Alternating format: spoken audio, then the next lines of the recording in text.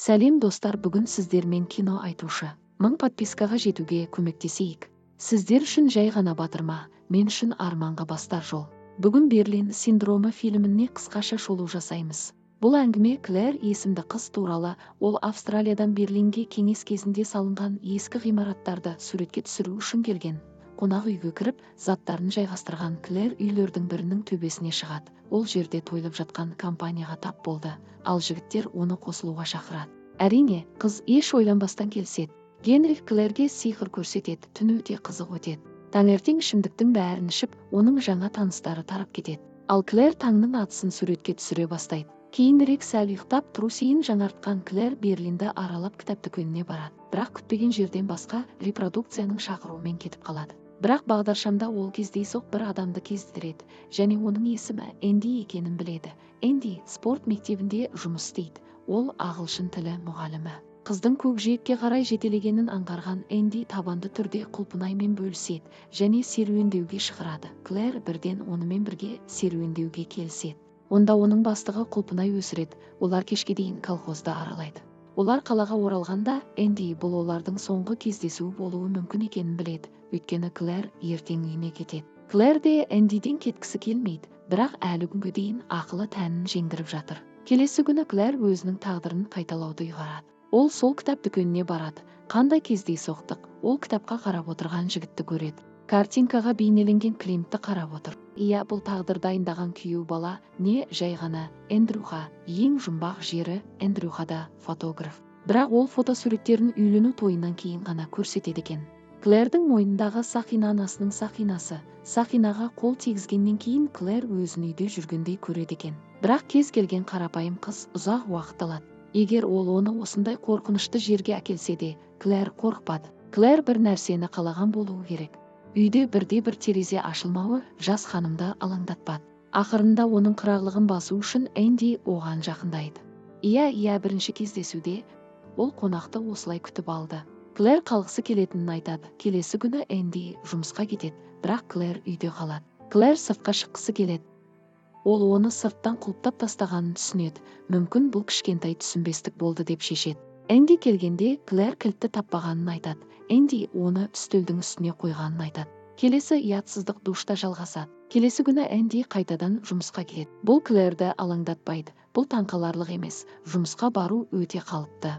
Бөлмедегі кілтті көру қызды тыныштандырады. Энди кеткенде ол үйді қарай бастайды және ол картиналары бар кітапты табады. Ол өте оғаш фотосуретті тауып алады. Бірақ кенеттен оның иығындағы жазудың шынымен де бар екеніне көз жеткізіп, оның ұялы телефонында сім картасы жоқ, анасының сақинасы жоқ екенін білгенде, ол олардың қарым-қатынасында қандай да бір түсініксіз иіс шыққанын түсінеді.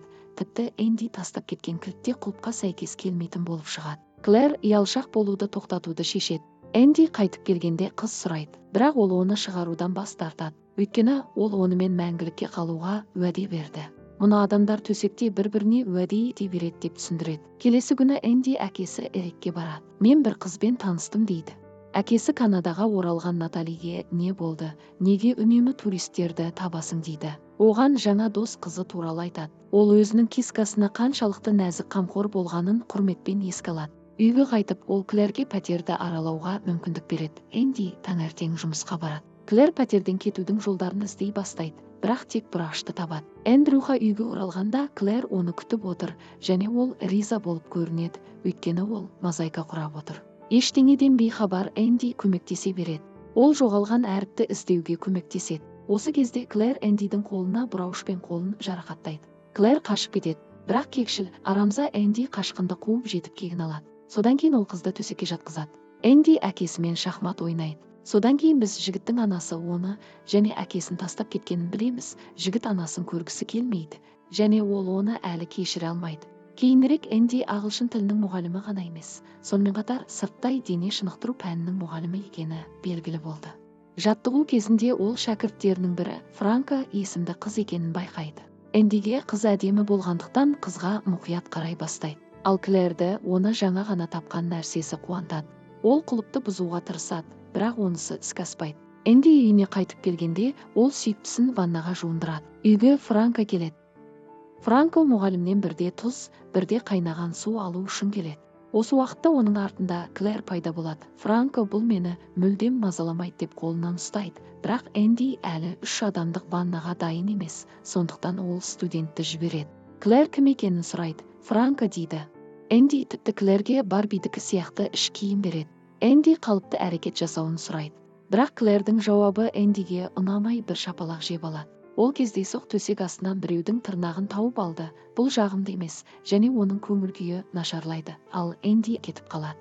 Таңертең Клэр алғашқы қардың жауғанын тамашалайды. Энди әкесінің үйіне барғанда әкесінің диванда жатқанын көреді. Қасына барып әкесінің жан тапсырғанын түсінеді. Энди соңғы рет әкесінің тырнағын алып, жедел жәрдемге тапсырады. Энди үйге көңілсіз оралады. Алдынан Клэр қарсы алып көңілін жұбатады. Екеуі ұятсыз нәрсемен айналысып кетеді. Эндрюха Клэрге жаңа жылға сыйлық береді. Клэр итке риза болды және өмір жақсарып жатқан сияқты, сондықтан оны орманға экскурсияға апарады. Күтпеген жерден олар балаларды кездестіреді. Клэр олардың біреуінен көмек сұрауға тырысады, бірақ балалар Клэрді әзілдеп тұр деп ойлап қалады. Энди қайтарда Клэрді багажға салып үйге келеді. Үйге келген Клэр иттің қайда екенін сұрайды. Энди қашып кеткенін айтады. Энди достарымен көңіл көтеру кешіне кетеді. Клэр әлі күнге дейін кіріп көрмеген құпия бөлмеге кіреді. Онда ол көптеген қызықты нәрселерді табады. Ақырында оның жігіті данышпан екеніне көз жеткізеді және Клэр дәл қазір шығу керек екенін түсінеді. Қарсы үйдегі жігітке айқайламақ болады, ал көршісінің жарығы оның назарын аударады. Ол Эндидің пәтеріне барады, бірақ қызға көмектесіп үлгермей қалады. Энди оны өлтіріп, көршісін қоқыс жәшігіне лақтырып, өртеп жібереді. Эндрюха қалған іздерін жасырады. Осыдан кейін отырып газет оқиды. Сонда ол жоғалған турист туралы қызықты мақалаға тап болады. Онда Клэрдің суреті тұр. Ол үй тапсырмасын тексеруге отырады. Иә, біз оның ағылшын тілі мұғалімі екенін ұмытқан жоқпыз. Клэр дәптерлердің бірінде Франконың атын көріп,